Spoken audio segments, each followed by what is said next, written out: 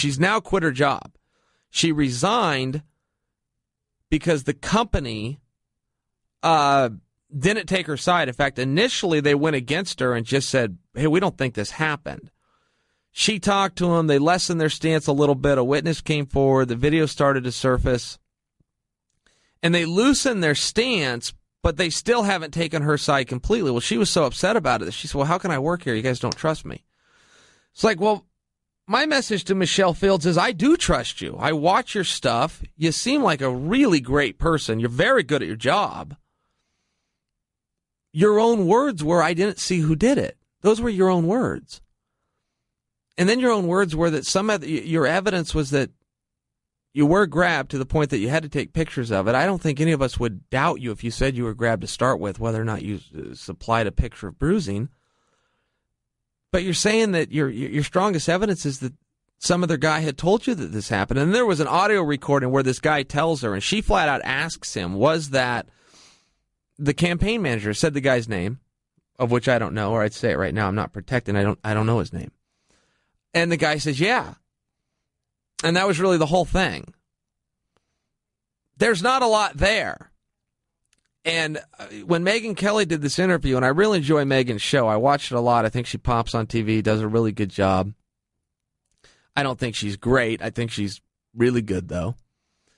And Megyn Kelly's stance was, how could this happen? My God, she was disgusting. She didn't really weigh in. She didn't use those words. She just took that body language. She made a real straight face like she could really feel for this victim who had her arm grabbed for a millisecond as she's in the way of potentially the soon-to-be most powerful man in the world. Look, nobody gets to get in the way, okay? That's what security does. Little heads up, if you ever go to one of these rallies and you get in the guy's way as he's walking and security's around, you're going to be moved out of that path. But at any rate, Megyn Kelly shakes her head, closes her mouth, and goes silent, then simply shakes her head sideways and says, unbelievable, unbelievable. Which, without using the words, means that she's siding with Michelle Fields. But Michelle had just got done telling her, it was Megyn's own question, did you see the person? And Michelle just got done saying, no. So what the hell is she saying is so unbelievable? What is unbelievable? It's a little unbelievable that you'd quit your job over this when 3 cameras come out, none of which substantiate your story, when there's hundreds of people around, none of which substantiate your story, when it's a he said, she said, and half of the people involved, which is the campaign manager in question, says it didn't happen.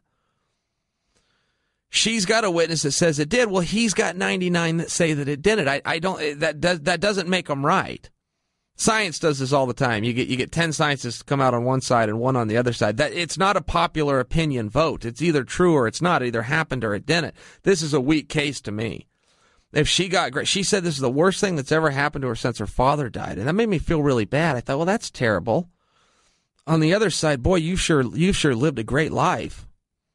If having your arm grabbed for 1 second at a rally that you had exclusive access to the presidential front runner, I'd love that opportunity. I like politics, though, but I assume she does as well, since it's her chosen profession. I got to think that was a pretty neat day. And if that's the second worst thing that's ever happened to you on on this planet, I mean, in fairness, you've had a pretty good life.